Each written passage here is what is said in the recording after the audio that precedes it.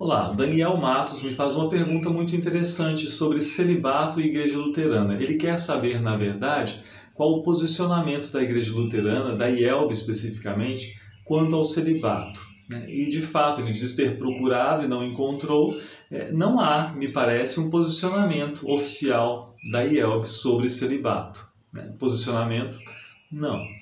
O que eu vou dizer então é a partir de conversas que eu tive, a partir do que eu sei que outros pastores pensam e do que me parece possível pensar a partir da nossa teologia, a partir das nossas confissões, da nossa tradição. Eu suspeito que se um dia viermos a ter um posicionamento oficial, será mais ou menos parecido com o que eu vou dizer aqui. Parecido, é claro que nos detalhes pode haver novas questões, novas informações. Primeiro a gente começa pensando lá no século XVI, o que os luteranos propuseram quanto ao celibato, qual foi a implicância deles diante do celibato imposto aos sacerdotes pela Igreja Católica Romana. Então, não foi o que eles fizeram um levante contra a ideia do celibato em si, mas contra a obrigatoriedade, contra a ideia, ou na verdade contra duas ideias, A ideia da obrigatoriedade de poder impor a algumas pessoas o não se casarem, Isso eles vão dizer lá, recorrendo a Paulo, isso é chamado por Paulo de doutrina de demônios, Querer dizer que é proibido o casamento. Então, cuidado, Essa é uma questão, Não se pode impor, segundo o nosso pensamento, o celibato às pessoas. Outra coisa também, não se pode pensar que há uma perfeição cristã no celibato, de que a vida cristã é uma expressão que não deveria existir, mais próxima da perfeição por ser celibatária. Uma pessoa estaria mais próxima da perfeição por ser celibatária.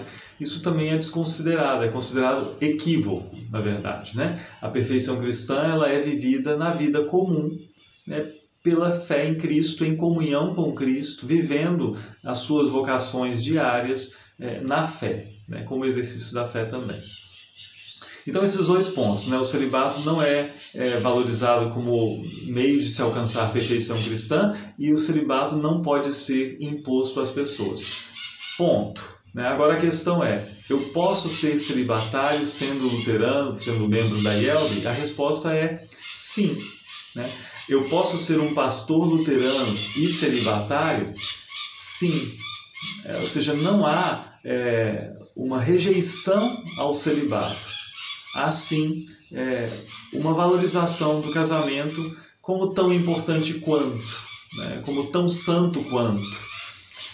E aí a questão uma pessoa celibatária encontraria dificuldades na IELB? Me parece que não. Ela seria valorizada como pessoa, um pastor celibatário seria valorizado como pastor. Eu já ouvi de um conhecido que disse que permaneceria celibatário, um pastor, e não percebi assim, nenhuma implicância contra ele. É claro que algumas pessoas vão sempre dizer assim, mas você vai encontrar aí uma moça, Pessoas até com boas intenções que não vão compreender a decisão da pessoa. Vão pensar que se trata de uma dificuldade, vão pensar que tem dificuldade de relacionamento, não sei.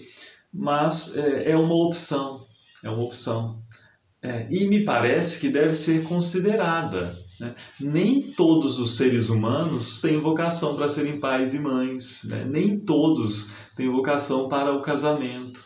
Alguns até se casam e querem viver como se solteiros. Alguns até têm filhos, mas não assumem a paternidade e a maternidade da forma devida. Ou fazem isso como se fosse um grande tormento, um grande fardo.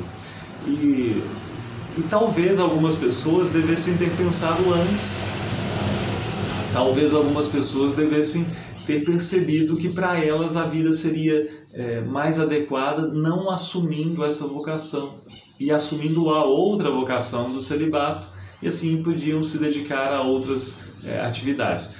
Com uma observação, o celibatário não é um eterno solteirão, não é isso também. né? Aí eu não me caso para ser celibatário porque assim eu tenho uma vida de solteiro para sempre. Óbvio que não é isso, né? Em vários aspectos não. Mas aqui tem outra questão também, né? As pessoas criam a ideia de que abrir mão do casamento, essa ideia ela me parece possível na cabeça de alguém que não se casou, né? Essa ideia é a seguinte, que abrir mão do casamento e ser celibatário é abrir mão de um prazer, é abrir mão do prazer. É claro que há prazer no casamento, e eu posso pensar claramente no prazer sexual também, que o celibatário vai deixar de ter em sua vida, né, ao longo de sua vida. Mas o prazer não vem, mesmo no casamento, sozinho, né? Há dores do casamento também.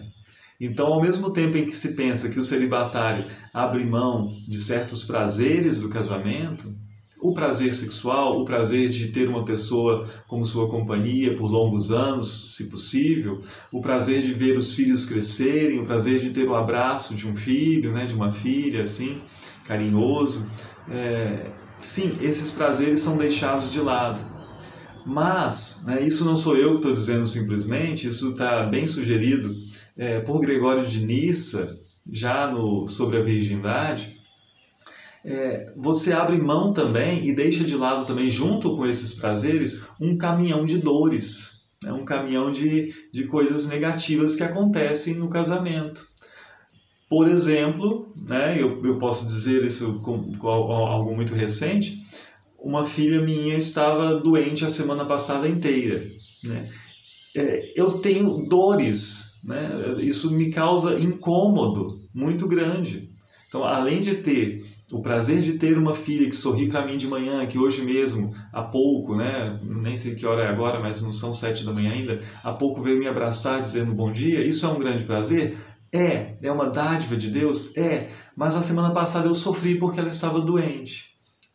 Percebe então que ser celibatário não é simplesmente abrir mão de prazeres da vida matrimonial, da vocação de pai e mãe, mas é também deixar de lado, junto com prazeres, dores que são acarretadas pela vida também de pai, de esposo, de mãe, né? Isso deve ser considerado, e por isso a gente vai pensar assim um pouco mais profundamente, dizer que as duas vocações, a vocação do matrimônio e a vocação do celibato, envolvem prazeres e dores. Envolvem pontos que os outros podem dizer assim, que coisa positiva, mas também coisas que vamos dizer assim, que contratempo, né? Que dificuldade, que dor no coração, que aflição. E por isso eu vou dizer que as duas vocações devem ser valorizadas como vocações bonitas, né, e dignas na medida em que são vividas do modo devido. O casado realmente assumindo o seu lugar de marido e posteriormente pai, né, e mãe, no caso da mulher, e o celibatário e a celibatária assumindo sua condição de celibatário, né, e vivendo isso com dedicação, sem fazer uma comparação de pensar que esta vocação é melhor do que aquela, é mais digna do que aquela, né? Esse seria, eu acho, um entendimento razoável para um luterano. Claro que a gente pode pensar um pouco mais nisso. O celibatário tem tempo para se dedicar ao Senhor? Sim, nós temos isso bem claramente exposto, né? É verdade, ele tem o dia inteiro à disposição para isso. E eu diria assim, então, se alguém abraça o celibato pensando nisso, que viva isso realmente, né? Que viva isso realmente. Por outro lado, a igreja como um todo, considerando que Cristo não voltou no século I, né, e pode não voltar neste século, a igreja como um todo não pode ser celibatária. A igreja precisa de pessoas dispostas a essa vida também difícil de ser pai, de ser mãe, de ter uma família, de trabalhar para cuidar dessa família. Isso é necessário. Ficou confuso isso? Eu não sei realmente se isso ficou confuso, mas é por aí que caminha a minha reflexão sobre o assunto, e eu acho que, pelo menos em parte, né, a reflexão luterana, se vier a acontecer uma reflexão mais padronizada, assim, ela deve caminhar por aí também, né? Essa é a minha suspeita. Daniel Matos, não sei se respondi, né? Talvez não, porque não há realmente um posicionamento oficial, mas deixo claro, né? Um iobiano, seja ele um membro da congregação ou um pastor, tem todo o direito de ser celibatário e ser respeitado nisso, vivendo uma vida digna como celibatário, né? Não um solteirão eterno. É isso, bênção de Deus e até a próxima.